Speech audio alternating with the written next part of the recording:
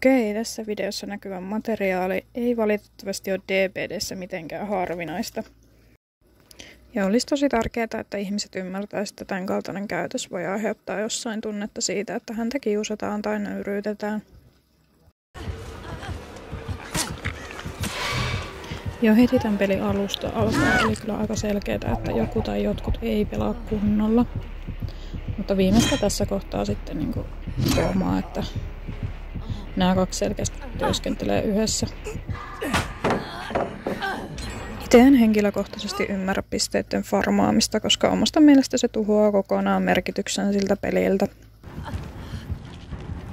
Valitettavan paljon näkee semmoista käytöstä, että jos sä et ole halukas farmaamaan, niin sit sut pakotetaan siihen, sua ei päästetä sieltä pelistä pois.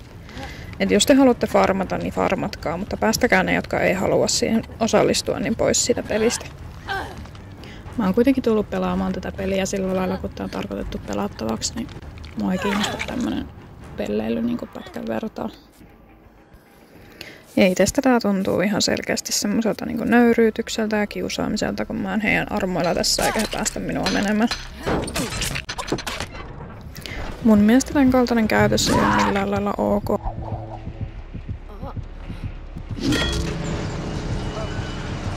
Tässä kohtaa mä ajattelin, että nyt se tappeja varmasti jo päästään mut menemään. Että on tää mun ryömiä tosta portilta ulos ja pääsen sitten seuraavaan peliin, mitä mä oon halunnut tehdä jo heti pelin alusta alkaen.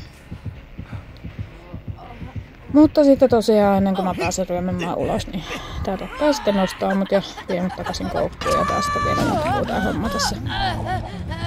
Ja sitten tää klaudettelu on vielä rämpyttää nostonappulaa tolleen, että mä kuulen vaan jatkuvasti kun toi mun hahmo kiljuu ja mä en voi tehdä tässä mitään, että joudun vaan olemaan. No onneksi sitten tää toinen meki tosiaan tuli nostaa, mutta ilmeisesti ei tosiaan ollut mukana tässä farmauksessa, niin tuli pelastamaan, mutta niin mä pääsin täältä pois. Ja mä oon kyllä tietoinen siitä, että tää on vaan peli ja netissä ihmiset tekee asioita, sanoo ja tekee asioita, mitä ne ei muuten tekisi, mutta mun mielestä silti tämmöistä huonoa käytöstä ei pitäisi normalisoida.